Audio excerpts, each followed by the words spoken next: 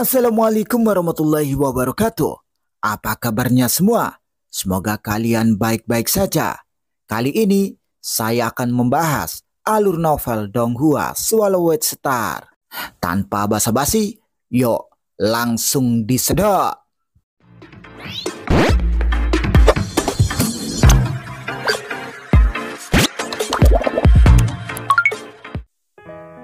Melanjutkan dari cerita sebelumnya. Saat ini, Luo Feng berdiri di tengah langit, memegang pedang bayangan darah. Segel! 6 bayangan besar yang tidak jelas berdiri di 6 arah, tampaknya menyebab bagian dunia ini dan mengurung Luo Feng. Layang-layang iblis hati mengeluarkan bagikan melengking saat menerjang Luo Feng. Jeritan ini langsung menyerang tekad jiwa Luo Feng. Matilah! Saat melepaskan serangan kehendak, layang-layang iblis hati mencakar Luo Feng, mencabik-cabik ruang dan menciptakan retakan spesial yang dalam. Ledakan di bawah serangan tekad jiwa, rasanya seperti telur rapuh yang bertabrakan dengan gunung yang tak tergoyahkan. Di dalam layang-layang iblis hati, Penatua Xinyan memimpin serangan, didukung oleh 12 dewa sejati abadi dan memimpin lebih dari 10.000 dewa sejati ruang hampa. Ini bukan harta mekanik kolosal biasa. Ini adalah salah satu harta pendiri sekte yang dibuat khusus oleh Raja Dewa yang mendirikan sekte bayangan hati. Harta karun sekte dirancang untuk menyatukan semua kekuatan yang mengendalikannya, bahkan menggabungkan keinginan mental mereka menjadi satu. Dengan suara melengking, Penatua Xinyan memimpin bawahannya menyatukan tekad mereka untuk melancarkan serangan. Penatua Xinyan sangat percaya diri. Tekadnya sendiri telah mencapai tingkat ahli alam kekacauan biasa, dan sekarang dengan mengendalikan layang-layang iblis hati dan menggabungkan pikiran, serangan tekad yang dilepaskan berada pada tingkat tekad kekacauan tingkat atas. Serangan tekad itu seharusnya cukup untuk melukai Luohe, mengurangi kekuatannya secara signifikan, sehingga kita dapat sepenuhnya menekannya, pikir Penatua Xinyan. Dia mengira teknik tekad itu akan cukup untuk membunuh Luo Feng. Ledakan, Luo Feng merasakan dampak serangan tekad itu dan agak terkejut. Dia tidak bermaksud menggunakan teknik tekadnya secara penuh, karena hanya dengan melihat Penatua Xinyan saja dia bisa membunuhnya. Itu akan sangat mengejutkan. Pertunjukan seperti itu akan segera menarik perhatian para Raja Dewa dari negara Yu dan negara Xi. Bagaimanapun, tekadnya berada di tingkat Raja Dewa. Aku selalu berusaha menjaga kekuatanku sedikit di atas dewa sejati abadi yang terkuat di negara Yu. Tetapi siapa yang mengira kau akan memprovokasiku terlebih dahulu? Pikir Luo Feng tak berdaya. Ledakan, serangan tekad yang dahsyat itu menyebabkan semua makhluk di dalam layang-layang iblis hati dari tetua Xinyan hingga dewa sejati abadi lainnya dan puluhan ribu dewa sejati ruang hampa merasakan seolah-olah pikiran mereka sedang terkoyak, memenuhi mereka dengan rasa sakit yang luar biasa. Ini tidak bagus. Layang-layang iblis hati yang sedang menerjang ke depan tiba-tiba mundur. Untungnya ini hanya pantulan yang memungkinkan mereka tetap sadar. Luohe ini pasti memiliki tekad kekacauan yang hebat. Teknik tekadnya luar biasa. Penatua Xinyan segera mengirimkan pesan. Formasi 6 bayangan pembunuh, mundur. Kekuatan tekad Luohe terlalu mengerikan. Apa? 6 harta mekanik raksasa yang membentuk formasi 6 bayangan pembunuh tercengang. Mereka baru saja menyiapkan formasi untuk menjebak Luohe.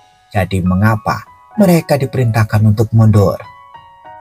Karena kau telah menyadari kekuatan tekadku, aku mungkin juga akan menunjukkannya sedikit lebih banyak, pikir Luo Feng dengan hati-hati mengendalikan kekuatannya.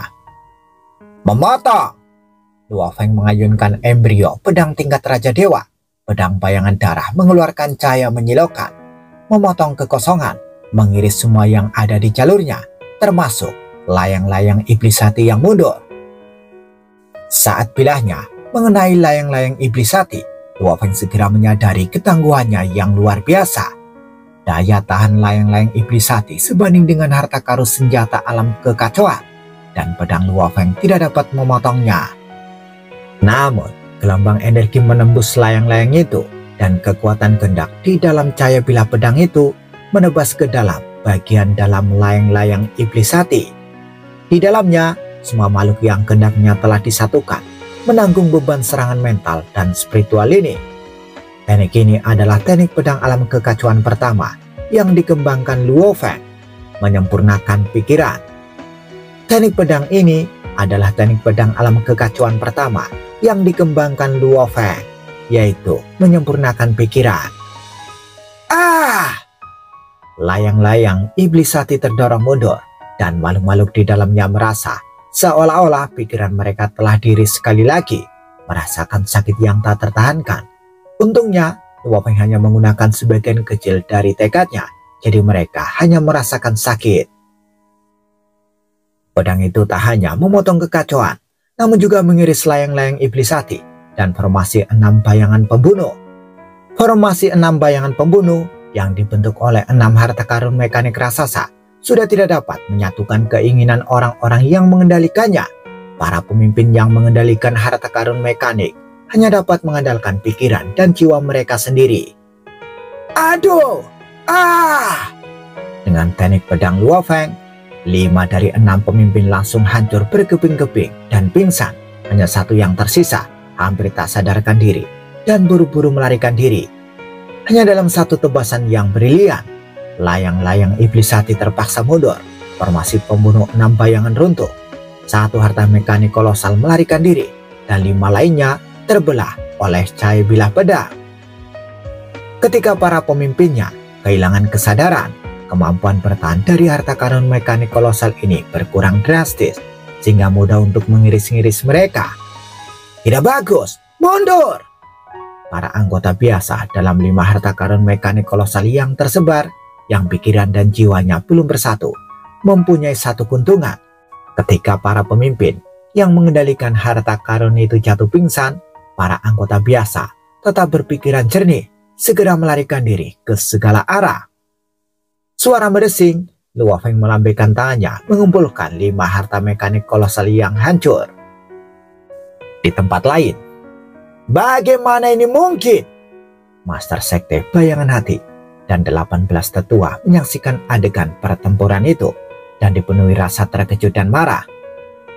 Dia memiliki tekad kekacauan yang sangat kuat, dan di bawah teknik tekadnya, formasi 6 bayangan pembunuh tidak dapat bertahan, kata penatua Xinyan dengan sungguh-sungguh. Bahkan dengan layang-layang iblis hati yang menyatukan pikiran dan jiwa, formasi itu masih tidak dapat menahannya. Memikirkan pikiran dan jiwanya sekuat ini. Dewa sejati abadi dengan kehendak kekacauan puncak, kekuatan besar apa yang ada di belakangnya? Mereka tidak mempertimbangkan bahwa Luo Feng mungkin memiliki tekad setingkat Raja Dewa. Itu karena dewa sejati abadi dengan tekad tingkat Raja Dewa itu sangat langka, bahkan di benua asal. Tapi tenang, area penghancuran besar adalah formasi yang diciptakan oleh seorang Raja Dewa dengan 360 dewa sejati abadi yang bekerja sama, menggabungkan kekuatan dan pikiran mereka. Inilah jurus pembunuh sejati dari Sekte Bayangan Hati kita. Kita pasti bisa mengalahkannya. Master Sekte dan 18 tetua tetap percaya diri. Sementara itu, di istana penguasa kota, dia sangat kuat. Jeritan layang-layang iblis hati adalah serangan tekad. Saat menerjang, ia tiba-tiba mundur. Sementara itu, di istana penguasa kota, dia sangat kuat. Jeritan layang-layang iblis hati adalah serangan tekad. Saat menerjang, ia tiba-tiba mundur. Tekadnya pasti telah terluka. Lihatlah, formasi 6 bayangan pembunuh, 5 harta karun mekanik raksasa itu diiris-iris oleh pedang Luohe tanpa perlawanan apapun. Jelas, pemimpin mereka kehilangan kemampuan untuk melawan. Para pemimpin 5 keluarga besar di istana penguasa kota menyaksikan pertempuran itu dengan penuh kegembiraan. Maki Lisio menguraikan poin-poin pentingnya. Dalam pertarungan normal, layang-layang iblis hati dan formasi 6 bayangan pembunuh sudah cukup untuk menjerat Luohe. Namun, dalam bentrokan tekad jiwa, Luohe lebih unggul. Layang-layang iblis hati hanya dapat mengerahkan 30 hingga 40% kekuatannya, dan formasi 6 bayangan pembunuh kehilangan kemampuannya untuk melawan. Dengan keunggulan tekad yang begitu signifikan, tekad Luohe pasti berada di puncak level kekacauan. Informasi ini perlu segera dilaporkan kepada Marquis. Dewa sejati abadi dengan kehendak kekacauan puncak level ini sebanding dengan dewa sejati abadi elit dari 2 negara kuno. Mereka merasa bahwa pertempuran ini telah meningkatkan peluang kemenangan mereka. Scene berganti. Tebasan Luohe memotong tubuh dan tekad jiwa. Di pavilion Yanfeng, Di Chuyo menyaksikan pertempuran dari jauh. Setelah berhasil menembus salam kekacauan, kini dia dapat melihat lebih banyak seluk-beluk yang tersembunyi. Namun, keuntungannya tidak terlalu besar. Mundurnya layang-layang iblis hati dapat dimengerti, mengingat itu adalah salah satu harta karun sekte bayangan hati. Namun, formasi 6 bayangan pembunuh, bahkan salah satunya berhasil lolos. Di Chuyo menilai, jika dia yang menyerang pada tahap dewa sejati abadi, tidak akan ada satupun anggota formasi 6 bayangan pembunuh yang bisa lolos. Saya kira Markus 9 Jiang dan Markus Liu Ying telah mengirim reinkarnasi dewa mereka untuk mengamati pertempuran ini dari sekitar kota Huyang, kata wakil kepala pavilion tertawa. Markus Liu Ying mungkin mulai cemas sekarang. Kembali ke pertempuran, Luo Feng baru saja selesai mengumpulkan 5 harta mekanik kolosal ketika layang-layang iblis hati dan harta mekanik yang tersisa dengan cepat mundur. Suara mendesing, sosok kekar berteleportasi melalui angkasa, tiba di dekatnya. Itu adalah Morosa. Tuan, aku telah menyelesaikan semua tugas yang kau berikan. Aku juga mengambil kesempatan untuk membunuh beberapa dewa sejati abadi dari sekte bayangan hati. Mereka kejam dalam pembantian mereka, dan aku tahu kau tidak menyukainya, kata Morosa bersemangat. Bagus sekali, puji Luo Feng. Morosa berseri-seri karena kegembiraan mendengar pujian itu. Tiba-tiba, Luo Feng menatap ke langit yang jauh, di mana sebuah formasi besar menjulang, menutupi separuh langit dan perlahan menyelimuti area tersebut. Tekanan yang tak terlihat yang diberikannya membuat jantung Luo Feng berdebar kencang. Sungguh formasi pembunuh yang kuat, kata Luo Feng. Ini formasi pembunuh jalur kehancuran. Morosa melihatnya dengan penuh semangat. Pencipta formasi ini pastilah Raja Dewa yang mendirikan sekte bayangan hati. Levelnya memang jauh lebih tinggi dariku. Morosa mengamati dengan seksama. Dia memadukan 36 teknik penghancuran dengan sempurna ke dalam satu formasi, dan bahkan menggunakan diagram formasi untuk memungkinkan 360 dewa sejati abadi membentuk formasi besar ini. Mengesankan, benar-benar mengesankan. Jika mereka bertarung sendiri-sendiri, bahkan 3000 dewa sejati abadi tidak akan mampu menandingi kekuatan formasi pembunuh ini. Tuan, jika kita terjebak di dalam formasi ini, kita harus menunjukkan beberapa kemampuan kita yang tidak biasa untuk membebaskan diri. Morosa berkomunikasi dalam hati. Tentu saja, formasi ini memiliki kelemahan yang signifikan, yaitu tidak dapat berteleportasi melalui ruang angkasa. 360 dewa sejati abadi sudah berjuang untuk mempertahankannya menggunakan diagram formasi. Jika mereka mencoba berteleportasi, formasi itu pasti akan runtuh. Jika seluruh formasi dapat berteleportasi melalui ruang angkasa untuk memburu musuh, itu tidak akan ada jalan keluar. Luo Feng menjawab melalui transmisi mental. Sekte bayangan hati belum memiliki formasi yang menakutkan seperti itu. Gemuruh, formasi besar itu menutupi separuh langit dan dengan cepat meluaskan jangkauannya.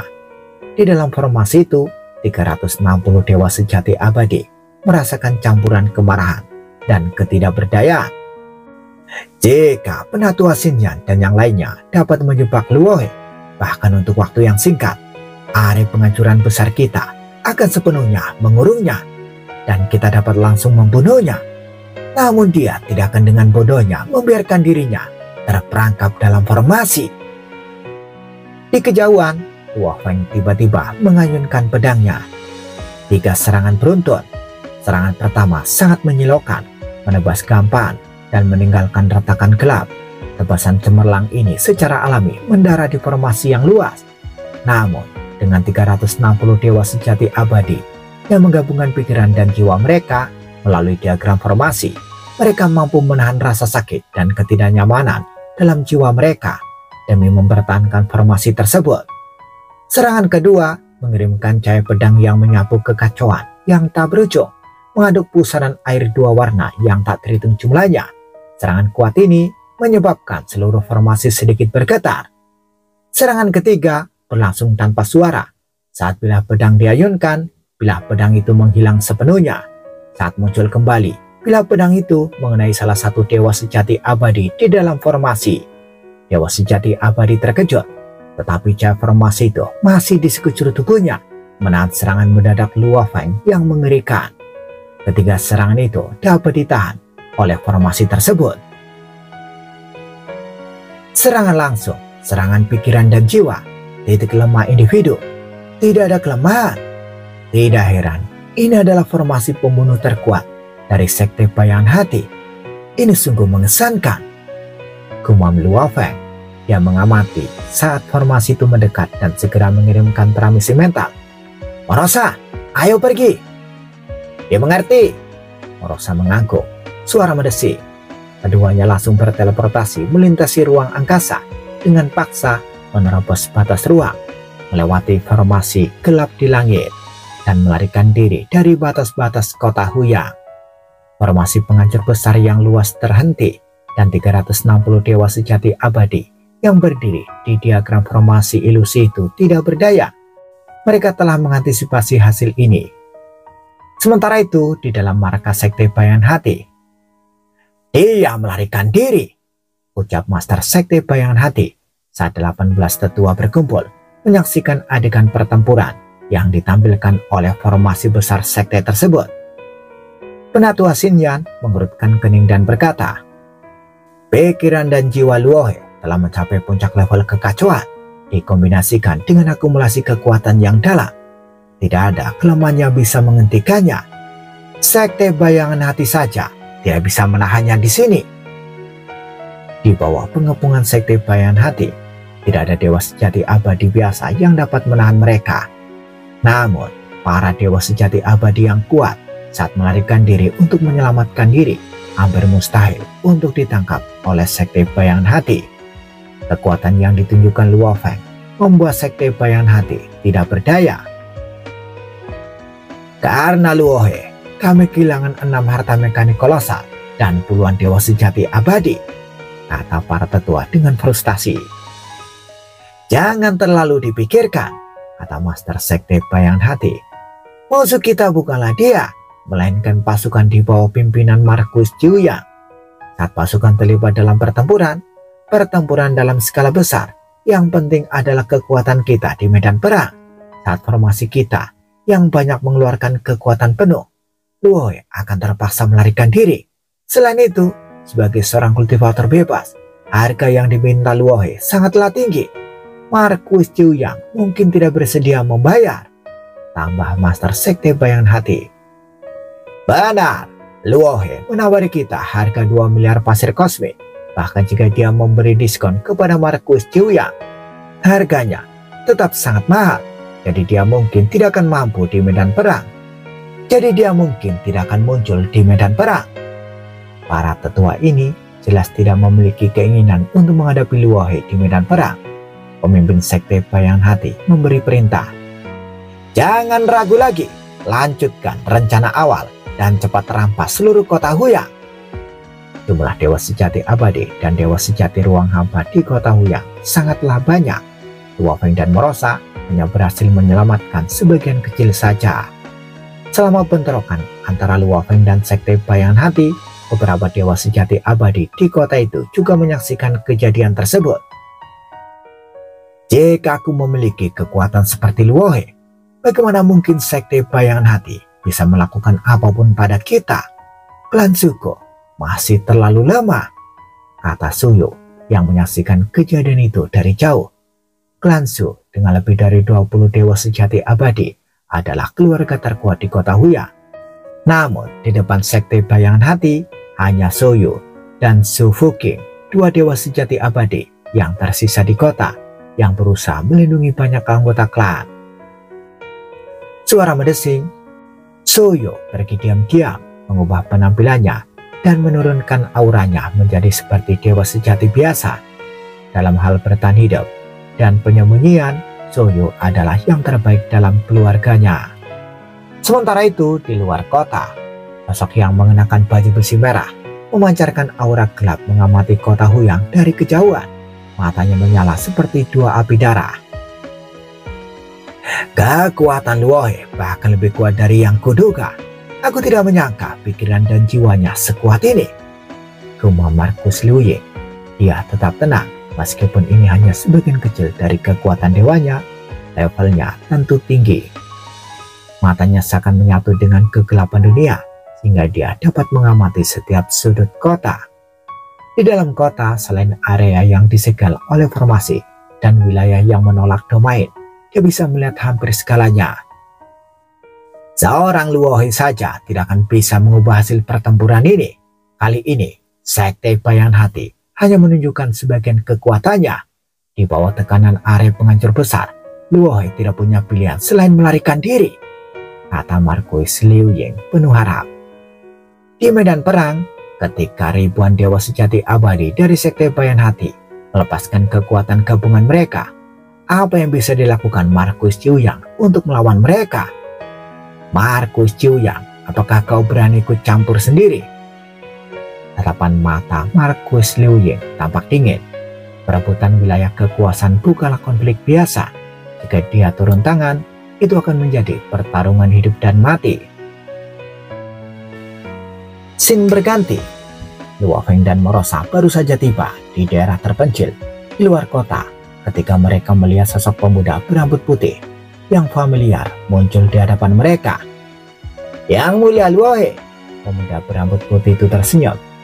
Kita bertemu lagi. Luo Feng secara alami mengenalinya. Terakhir kali ini adalah Jiang Yoyo yang sama yang telah mengunjunginya atas nama Markus Chiuyang, salah satu dari 4 komandan di bawah Markus Chiuyang. Panglima Jiang, Luo Feng menyapa. Markus ingin bertemu denganmu. Jiang Yoyo tersenyum. Apakah kau bersedia menemaniku? Jangan khawatir, Markus ada di kamp militer di dekat sini. Luo Feng terkejut. Markus ada di sini? Tanya Luo Feng. Itu hanya reinkarnasi kekuatan dewanya, Jiang Yoyo menjelaskan. Silakan pimpin jalannya, kata Luo Feng. Lalu dia dan Morosa mengikuti Jiang Yoyo saat mereka berteleportasi melintasi ruang hampa. Setelah lebih dari selusin teleportasi, mereka tiba di sebuah kota kecil yang mengapung di permukaan danau. Kota kecil ini meliputi area seluas puluhan miliar kilometer. Lebih tepat digambarkan sebagai rumah besar berskala besar. Suara mendesing, Jiang Yoyo memimpin Luo Feng dan Morosa ke kota kecil. Di dalam pavilion, Markus Chiuyang sudah duduk, minum dan menunggu. Markus, aku membawa Luohe dan pembantunya, Jiang Yoyo mengumumkan saat mereka memasuki pavilion. Ini adalah pertama kalinya Luo Feng bertemu dengan Markus Chiuyang. Markus mengenakan jubah longgar, rambut peraknya mempengaruhi kekosongan luas di sekitarnya, dan penampilannya hanya bisa digambarkan sebagai tampan. Jika Markus Liu Ying memancarkan aura darah dan api, kegelapan dan es, Markus Chiuyang bagaikan langit berbintang yang tenang, menyembunyikan kekuatan tak terbatas di bawah permukaannya. Meskipun Markus Chiuyang hanya menggunakan sebagian kecil kekuatan dewanya, Luo Feng tetap merasakan aura Markus jauh lebih kuat daripada dewa sejati abadi manapun yang pernah ditemuinya. Markus, Luo Feng menyapa. Markus Chiuyang tersenyum. Luohe, aku punya usulan untukmu. Luo Feng agak terkejut.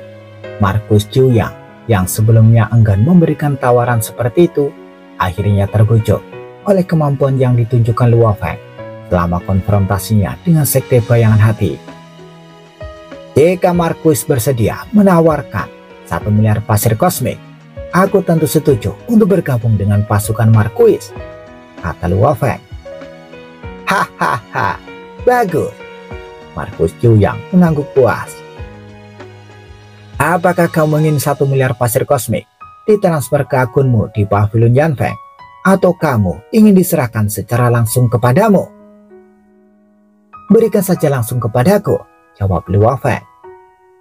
Baiklah, aku akan mengantarkannya kepadamu secara pribadi dalam waktu 3 hari, kata Markus sambil mengangkat cangkirnya ke Morosa di sampingnya. Mari kita minum bersama. Luo Feng dan Morosa mengangkat cangkir mereka serempak. Saat pekerjaan ini berakhir, itu akan terjadi setelah Sekte Bayangan Hati benar-benar mundur kan? Tanya Luo Feng. Iya, pekerjaan ini akan berakhir saat Sekte Bayangan Hati benar-benar mundur. Pekerjaan ini akan berlangsung paling lama tidak lebih dari 10 era, kata Markus Zhuyang meyakinkan. Luo Feng mengerti dan mengangkat cangkirnya. Untuk Markus Zhuyang sedang bersemangat. Meskipun ia telah menghabiskan banyak uang, hal itu telah memperkuat pasukannya. Setelah jamuan makan berakhir, Markus Zhuyang memerintahkan seorang pelayan, kawal Luohe dan pelayannya ke kediaman mereka. Ya, jawab pelayan itu segera. Luo Feng dan Morosa berdiri dan mengikuti pelayan itu ke tempat tinggal sementara mereka di kota kecil. Begitu bangunan itu kosong, Markus Zhuyang duduk sendirian. Ayah, sosok berbaju besi melangkah keluar dari bayang-bayang. Dia adalah seorang pemuda yang sangat mirip dengan Markus. Menghabiskan 1 miliar pasir kosmik untuk Luohe ini tampaknya berlebihan.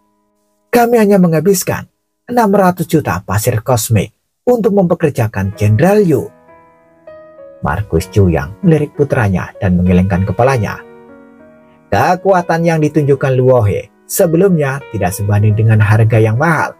Namun dalam pertempuran baru-baru ini, tekadnya di level kekacauan puncak itu terbukti sangat berharga di medan perang. Dengan dia di sini, ratusan harta karun mekanik raksasa itu praktis tak berdaya, tak bisa mengamuk dengan bebas. Jika mereka bertemu Luohe, bahkan jika mereka membentuk barisan tempur, mereka akan dikirim ke kematian, jelas Markus.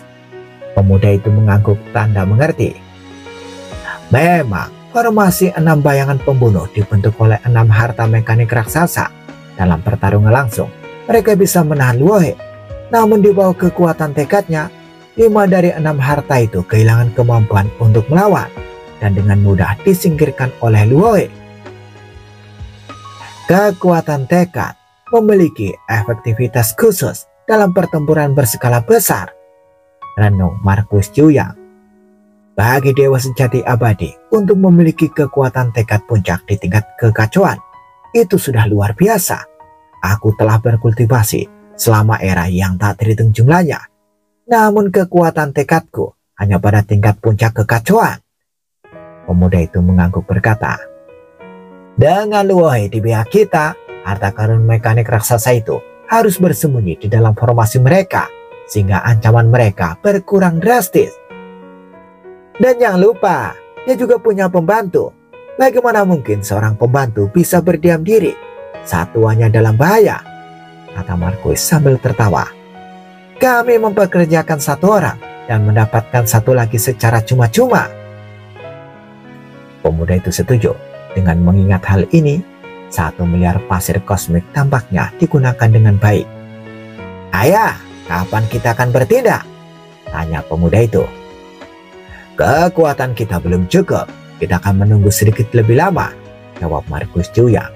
Dia telah mengirim avatar kekuatan dewa ke ibu kota untuk meminta bala bantuan secara pribadi.